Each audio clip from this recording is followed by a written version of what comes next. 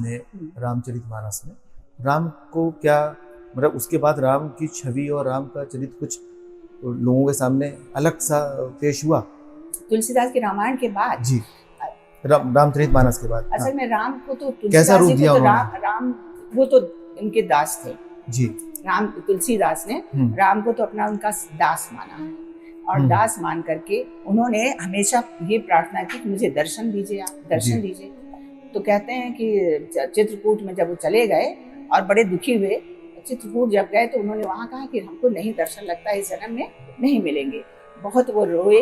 तो कहते हैं कि जो मंदाकिनी नदी है वहाँ पर बैठे थे और तो दो छोटे छोटे बच्चे आए और बोले चंदन लगा दीजिए हमारे। तो कहते हैं लगाया उन्होंने चंदन और पहचान ही नहीं पाए।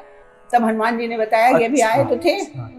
वो है ना, हनुमान जी से उनका साक्षात्कार था। हनुमान जी से इनका साक्षात्कार बहुत पहले से था, क्योंकि भक्ति का स्वरूप हनुमान जी है और इनकी भक्ति बहुत ज्यादा थी तुलसी जी।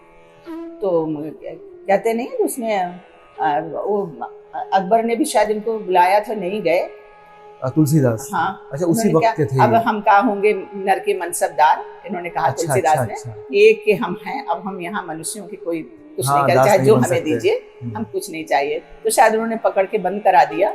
ये हनुमान जी याद करते रहे, हनुमान जी याद करते रहे। इतने बंदर आ गए और सब वहाँ तहस नहस करने लगे। तो उसने कहा ये जरूर कुछ इसने कुछ काला जादू करा है, तो इनको बुलाया जाए। तो बोले हम कुछ नहीं, हम तो बस केवल उनका नाम ले रहे हैं, हम नहीं जानते कौन क्या कर रहा है। फिर उन्होंने छोड़ा इनको किसी तरह करके कि भैया, और जैसे ही छोड़ दिया कहाँ चले गए किसी को पता ही नहीं लगा। बंदर किधर गए? अच्छा, बंदर सब हाँ, सब बंदर किधर चले गए। अच्छा, लोकगीत, नौटंकी